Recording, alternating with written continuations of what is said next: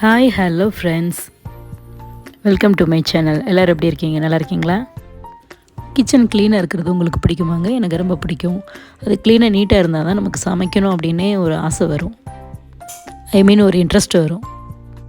ஏன்னா பொதுவாக லேடிஸ் எல்லாருமே வாழ்நாளில் பாதி முக்கால்வாசின்னு சொல்லலாம், அவங்க ஸ்பெண்ட் பண்ணுறது கிச்சனில் மட்டும்தான். அந்த இடம் நீட்டாக க்ளீனாக இருந்தால் தானே நம்மளுக்கு பிடிக்கும். நான் எப்போயுமே ஸ்டவ்வை ஃபஸ்ட்டு, அதாவது கிச்சன் க்ளீன் பண்ண போகிறோம் அப்படின்னாலே ஸ்டவ்வை ஃபஸ்ட்டு கழுவி எடுத்துக்கிடுவேன். நல்லா நீட்டாக தொடச்சி எடுத்துருவேன். அதுக்கப்புறம் தான் மற்ற வேலையெல்லாம் பார்க்க ஆரம்பிப்பேன். விம் லிக்விட் ஊற்றி தாங்க நான் ஸ்டவ்வை க்ளீன் பண்ணிகிட்ருக்கேன். பொதுவாக எப்போயுமே இந்த கிளாஸ் ஸ்டவ்வை துடைக்கும் போது ஸ்க்ரப்பர் அந்த ஸ்பாஞ்ச் மாதிரி இருக்கும், அந்த இதை வச்சு நீங்கள் தொடச்சிங்கன்னா அந்த கோடு விழுகாது. சப்போஸ் நீங்கள் ஸ்டீலில் அந்த கம்பி மாதிரி இருக்கும், அந்த ஸ்க்ரப்பர்லாம் வச்சு நீங்கள் யூஸ் பண்ணிங்க அப்படின்னா கோடு கூட விழுந்துடும். அதனால் அதை அவாய்ட் பண்ணிக்கோங்க முடிஞ்ச வரைக்கும். அதுக்கப்புறமா நல்லா க்ளீனான ஒரு காட்டன் துணியை வச்சு நான் தொடச்சிக்கிறேங்க. காட்டன் டவல் வச்சு அதை நல்லா தொடச்சி எடுத்துக்கிறேன். கண்டிப்பாக ஸ்டவ்வை க்ளீன் பண்ணதுக்கப்புறமா ஒரு காட்டன் டவல் வச்சு தொடச்சி தாங்க ஆகணும். ஏன் அப்படின்னா அந்த ஈரத்தோடு அப்படியே விட்டோம் அப்படின்னா வடுவடுவாக விழுக ஆரம்பிச்சிரும், அது பார்க்குறதுக்கு நல்லா இருக்காது.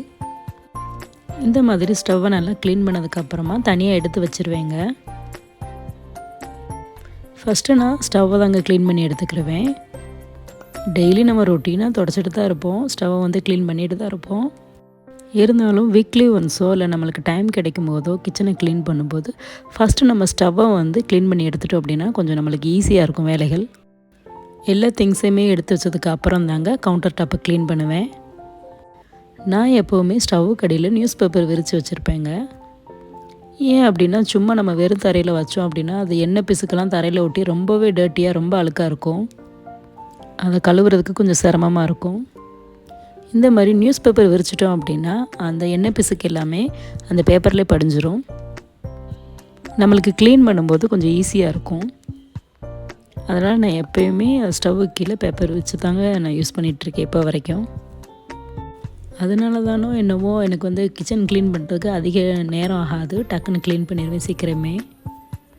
இப்போ பார்த்தீங்கன்னா அந்த பேப்பர் விரிச்ச இடத்துலலாம் அவ்வளோ அழுக்கு இல்லை, லைட்டாக தேய்ச்சாலே அது க்ளீன் ஆகிடும். நான் க்ளீன் பண்ணுறதுக்கு என்ன யூஸ் பண்ணுறேன் அப்படின்னா கொஞ்சமாக ஏரியல் பவுடருங்க ப்ளஸ் விம் லிக்யூட் ரெண்டும் கலந்து தாங்க நான் க்ளீன் பண்ணிகிட்ருக்கேன். வீக்லி ஒன்ஸ் நம்ம கிச்சனை க்ளீன் பண்ணிட்டோம் அப்படின்னா அதிக அலுப்பு தெரியாது. அடிக்கடி தொடச்சிட்டே இருந்தோம்னா அது பெரிய வேலையாக நம்மளுக்கு தெரியாது. இல்லை வேலைக்கு போகிறவங்க ஒர்க் பண்ணுறவங்களா இருந்தால் மந்த்லி ஒன்ஸ் கூட அதை க்ளீன் பண்ணிக்கலாம். இது என்னன்னு பார்த்தீங்கன்னா இது IFB மைக்ரோ க்ளீன் லிக்யூடுங்க. நான் இதை 1 இயர் யூஸ் பண்ணிகிட்ருக்கேங்க. நல்லாவே க்ளீன் ஆகுது, அழுக்கு நல்லாவே போகுதுங்க. பொதுவாகவே நம்ம சமைக்கும்போது தக்காளி இதெல்லாம் வதக்கும்போது அந்த எண்ணெய் பின்னாடி இருக்க அந்த டைல்ஸில் தாங்க தெரிக்கும். அந்த இடம் ஃபுல்லாகவே ரொம்ப எண்ணெய் பிசுக்காக டர்ட்டியாக இருக்கும். அந்த எண்ணெய் பிசுக்குக்கு ஒரு சிறந்த தீர்வு இந்த லிக்யூடுங்க. இப்போ எல்லா வீடுகள்லேயுமே சிம்னி இருக்குது. சிம்னி இருக்கிற வீடுகளில் அந்த எண்ணெய் பிசுக்கு எல்லாமே அதில் போய் சேவ் ஆயிரும். அப்படி இல்லாத வீடுகளில் பார்த்தீங்கன்னா அந்த டைல்ஸில் தான் அந்த எண்ணெய் பிசுக்கு எல்லாமே போய் படிஞ்சிரும். ஸ்க்ரப் பண்ணி நல்லா தேய்ச்சதுக்கப்புறமா ஒரு 3-4 தடவையாவது தண்ணி ஊற்றி நான் கழுவி விட்டுருவேன். Ariel powder plus Vim liquid இது போட்டு நான் கழுவுறதுனால அது கவுண்டர் டாப் ரொம்ப பளபளன்னு வலுவலுன்னு இருக்குது.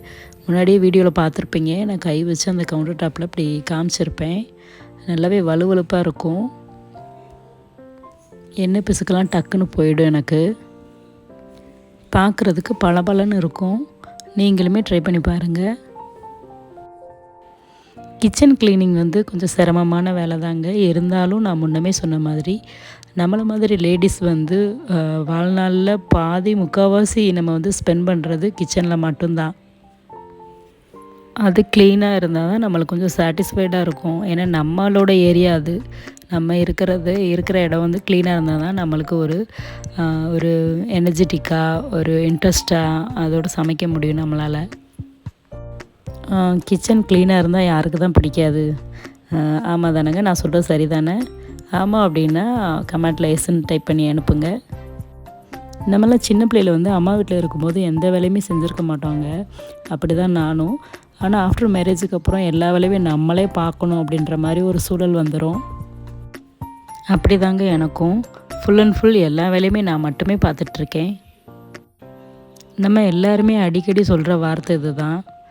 சே நம்ம சின்ன பிள்ளையாவே இருந்திருக்கலாம் அப்படின்னு நான் அடிக்கடி அதை சொல்லுவேன்.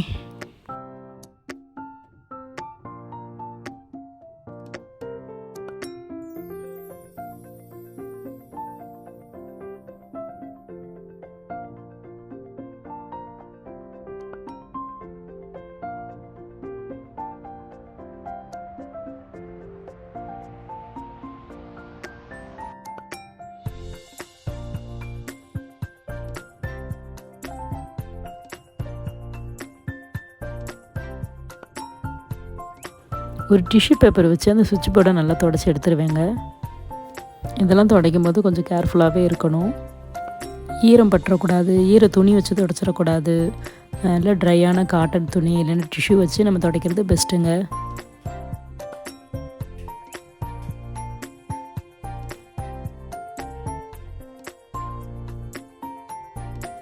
அதுக்கப்புறமா காட்டன் கிளாத் வச்சு அந்த கவுண்டர் டாப் ஃபுல்லாகவே துடைச்சி எடுத்துருவேன்.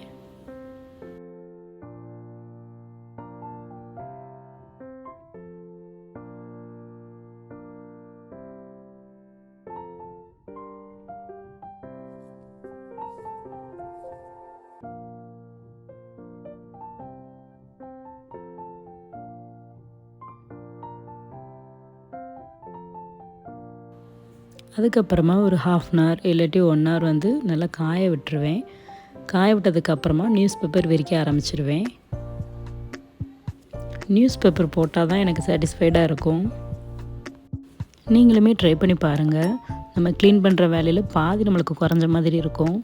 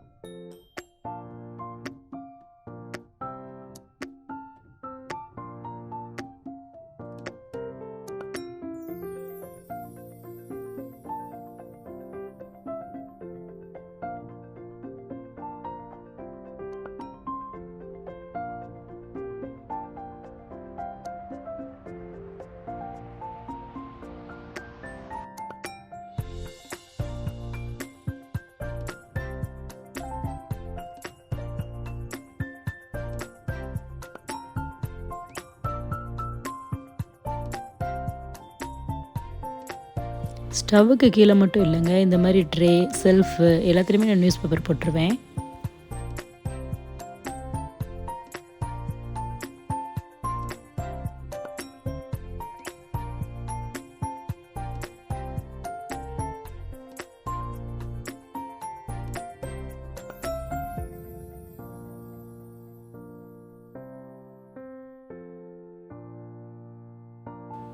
ஓகே ஃப்ரெண்ட்ஸ், கிச்சனை க்ளீன் பண்ணிட்டேன். சூப்பராகவே க்ளீன் ஆயிடுச்சு. வீடியோ பிடிச்சிருந்தா மறக்காமல் சப்ஸ்கிரைப் பண்ணுங்கள், லைக் பண்ணுங்கள், ஷேர் பண்ணுங்கள். தேங்க்ஸ் ஃபார் வாட்சிங்.